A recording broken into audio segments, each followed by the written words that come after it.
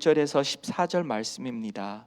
에레미야 29장 1절에서 14절 말씀, 구약 성경 1096면에 있습니다. 그러면 제가 먼저 읽도록 하겠습니다. 선지자 에레미야가 예루살렘에서 이 같은 편지를 느부갓네살의 예루살렘에서 바벨론으로 끌고 간 포로 중 남아있는 장로들과 제사장들과 선지자들과 모든 백성에게 보냈는데, 그때는 여고니아 왕과 왕후와 궁중 내시들과 유다와 예루살렘의 고관들과 기능공과 토공들이 예루살렘에서 떠난 후라.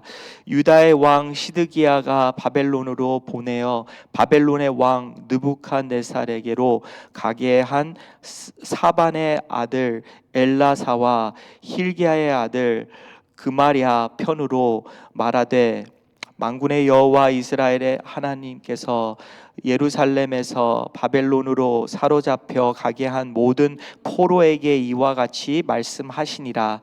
너희는 집을 짓고 거기서 살며 텃밭을 만들고 그 열매를 먹으라. 아내를 맞이하여 자녀를 낳으며 너의 아들이 아내를 맞이하며 너희 딸이 남편을 맞아 그들로 자녀를 낳게 하여 너희가 거기에서 번성하고 줄어들지 아니하게 하라. 너희는 내가 사로잡혀 가게 한 그 성읍의 평안을 구하고 그를 위하여 여호와께 기도하라. 이는 그 성읍이 평안함으로 너희도 평안할 것임이라. 만군의 여호와 이스라엘의 하나님께서 이와 같이 말씀하시니라. 너희 중에 있는 선지자들에게와 점쟁이에게 미혹되지 말며 너희가 꾼 꿈도 곧이 듣고 믿지 말라. 내가 그들을 보내지 아니하였어도 그들이 내 이름으로 거짓을 예언함이라. 여호와의 말씀이니라. 여호와께서 이와 같이 말씀하시니라.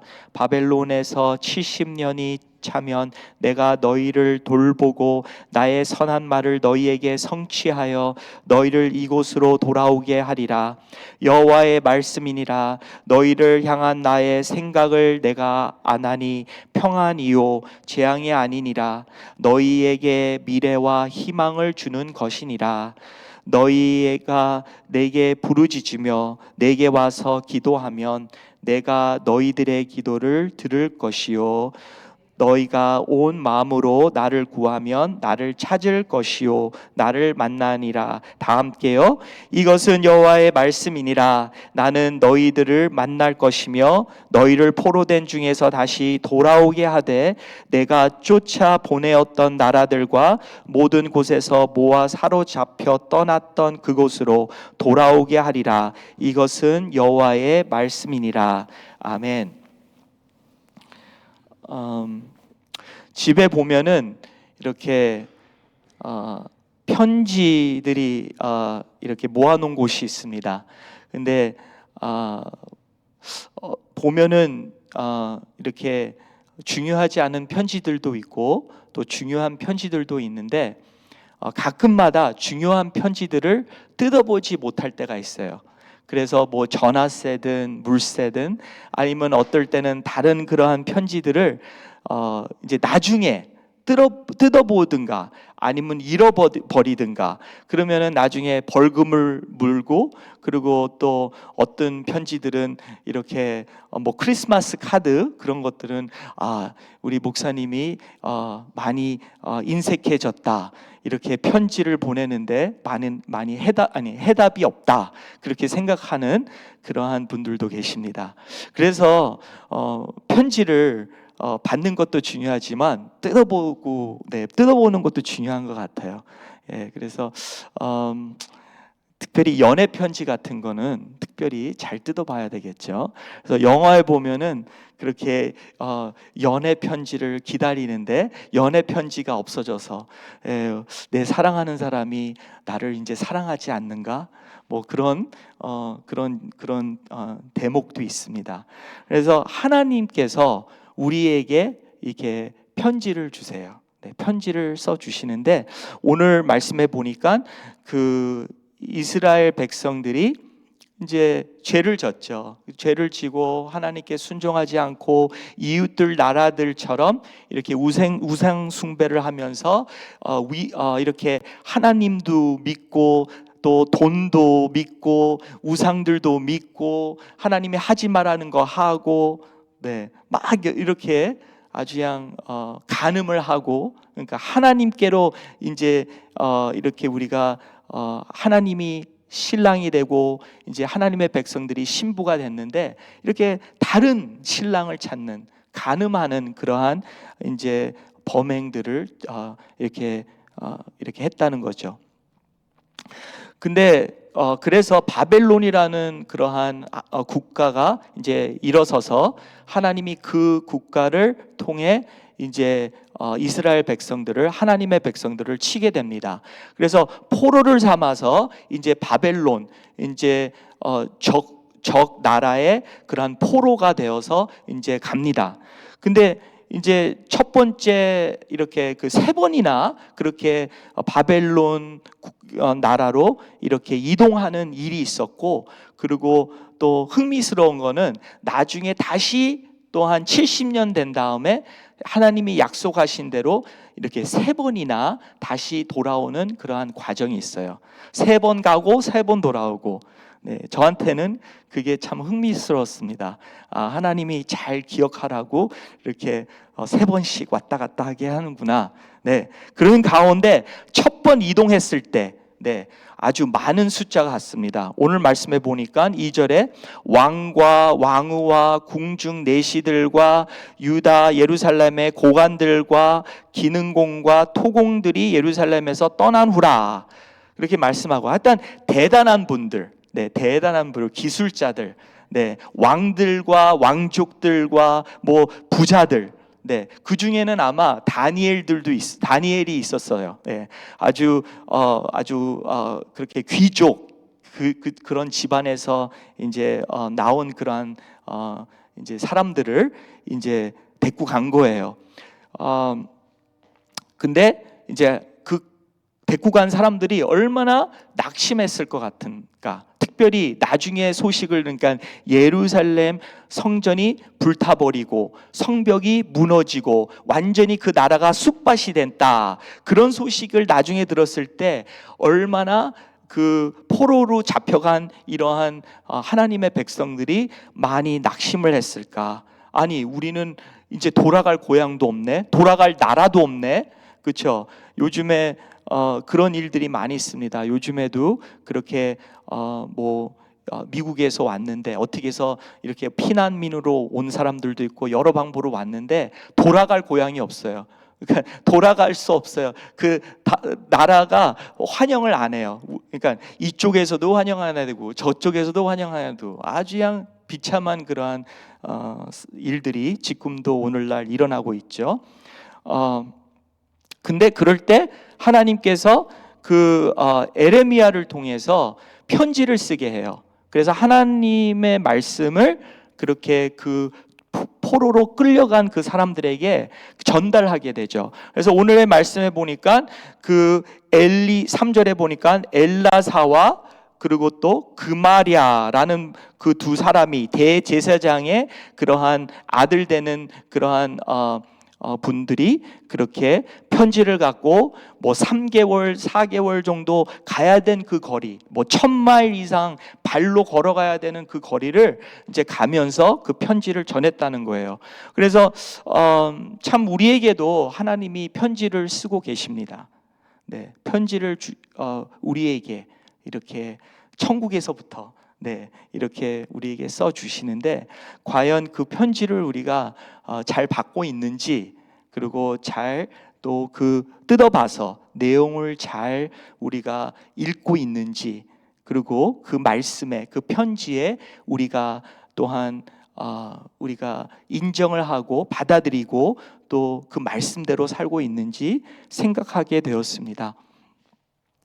오늘 말씀 보니까 4절에 그렇게 사로잡혀 가게 한 모든 포로에게 이와 같이 말씀하니라, 그렇게 말씀하고 있는데, 그렇게 이와 같이 하나님께서 말씀하니라라는 말씀이 4절서부터 14절까지 한 8번 나옵니다. 이것이 여호와의 말씀이라, 말씀하노라. 네. 그래서 하나님께서도 참 우리에게 오늘날 어떤 말씀을 하고 계시는지 한번 우리가 귀담아 들을 필요가 있습니다. 예. 우리 개인에게 말씀하시는 것이 있는데, 네, 그것을 놓치면 안 되겠습니다. 그래서 계속 선지자를 통해서 하여튼간 이리저리 이러한 사건들을 통해서, 특별히 어려운 그러한 시간들을 통해서 우리는 하나님의 말씀에 더 귀담아 듣게 됩니다. 그래서 어떤 분이 그러한 책 제목 중에서 삶을, 우리의 인생을 낭비하지 마라, 아니면은 우리의 암을 낭비하지 마라, 우리의 고난을 낭비하지 마라, 그러한 제목들로 책을 씁니다. 왜 그러냐면 특별히 믿는 자들의 그러한 고난과 시련은 어떠한 목적이 있는 거예요. 하나님께서 그렇게 어떠한 특별한 목적을 위해서, 특별히 하나님의 주시는 그 말씀, 평상시에는 우리가 듣지 않는 말씀, 우리가 고난과 시련을 통해서 더욱더 그 말씀에 관심 있게 되고 또 그것을 우리가 들으려고 하게 됩니다. 그래서 하나님은 계속해서 우리에게 편지를 쓰고 계세요. 근데 우리는 과연 그 편지를 어디다가 두고, 과연 그 편지를 받았는데도 그 내용이 뭔지도 모르고, 그러다가 보면 그 편지를 잃어버릴 때가 있고, 그런데 하나님은 신실하신 하나님이기에 그 편지를 계속 쓰시고 계신다는 것입니다. 과연 오늘 그 편지 어떤 편지인지 한번 읽어보셨으면 하는 바입니다. 그 편지 내용들을 보면은 사명이 담긴 그러한 편지 같아요. 5절서부터 그 8절까지 나오는 것이 뭐냐면, 너희들이 거기 가서 자꾸 이 고향으로 돌아올 생각만 하지 말고 거기서 자리를 잡아라. 내가 거기 가는 것 내가 허락한 거다. 그렇게 말씀하고 있습니다. 특별히 4절에 보니까 만군의 여호와 이스라엘 하나님께서 예루살렘에서 바벨론으로 사로잡힌 너희들에게 말씀하노라. 근데 이게 좀 이상한 것 같아요. 만군의 하나님, 정말 전능하신 하나님이 어떻게 우리를 이렇게 놔둘까? 그런 생각이 들 때가 있어요. 너무나도 힘드니까 왜 우리가 이 전쟁에서 졌지? 하면서, 왜 하나님이 센데 왜 우리가 이렇게 포로가 됐지? 왜 이 사람들이 하나님을 모욕하고 우리를 모욕하지? 그런 면에서 많이 질문이 있습니다. 그렇지만 이것은 하나님이 보니까 의도적으로 하신다는 것을 우리가 오늘 말씀에서도 그렇게 볼 수가 있는 것입니다. 네. 네. 그래서 이 사명이라는 말씀, 너희가 거기 가서 텃밭을 만들고 심어서 열매를 먹어라. 네, 있죠. 여기 지금 간 사람들은 높은 분들이에요. 흙을 아마 안 만졌을 거예요. 근데 이분들이 아주 뭐예요? 농부가 정말 정직한 직업이다, 뭐 그런 이야기도 들었는데, 땀 흘려 심는 겁니다. 그러면은 그 곡식이 자라기 위해서 누구를 의지합니까? 하나님을 의지해요. 심는 거는 무리지만 그거를 자라는 건 하나님입니다. 이러한 일을 통해서 하나님은 하나님을 더 의지할 수 있는 그러한 삶의, 그러한 예배, 그렇죠? 삶 속에서 하나님을 만날 수 있는 그러한 삶을 살아라고 하는 것이죠. 그래서 6절에서 보니까는 너희들이 결혼하고 너희 자녀들이 결혼해서 번성하라. 그건 창세기, 우리가 인간이 창조한 다음서부터 하나님께서 말씀하신 게 번성하라라는 말씀인데, 그 약속의 말씀, 우리에게 주시는 그 말씀을 계속해서 이렇게 전달하고 계십니다. 그때도 번성하라, 아브라함 때도 번성하라, 그리고 이럴 때도 똑같은 말씀입니다. 똑같은 단어이고, 너희들은 거기서 관계를 맺고 번성할지어다. 하나님의 말씀을 이루라는 것이죠. 예. 그 참 인간관계, 네, 거기에 안에 정말 하나님을 의지할 수 있고 또 하나님과 관계를 생각할 수 있는 것입니다. 7절에 보니까 너희는 내가 사로잡혀 가게 한 그 성읍 평안을 구하고, 그러니까 그 적들을, 바벨론 국가들, 그 왕들을 위해서 기도하라, 그렇게 나와 있습니다. 그러니까 어떤 사랑이냐, 평상시, 그러니까 이스라엘 백성들이 자기 이스라엘 땅에 있을 때는 그렇지 못했어요. 그렇지만 바벨론 국가에서 포로로 왔을 때는 적들을 위해서 기도하라. 그 나라가 평안이 있기를 기도하라. 그러면 너 안에서도 평안이 있으리라. 참 그들이 본인들의 국가에서 체험하지 못하는 그러한 것을 하나님은 하나님의 사랑 안에서 정말 그 사랑으로 적들까지도 사랑을 기도할 수 있는 그러한 믿음을 하나님은 바라셨던 것이죠. 사명. 네. 그러면서 그 안에선 8절 9절에 보니까 거짓 선지자들도 있을 것이다. 그러니까 얼마나 너희들이 깨어있지 않으면, 너희들이 내 말씀을 쥐하로 묵상하지 않으면 너희들을 넘어질 거다. 어떻게 가짜를 합니까? 진짜를 묵상하면은, 진짜를 공부하면은 가짜를 쉽게 알 수 있다 그랬어요. 가짜들도 있을 건데 너희들은 깨어있어 기도하고 깨어있어서 나의 말씀을 묵상하라. 그러면 거짓을 너희들은 분명히 알 것이다. 조심하라. 그런 말씀이죠.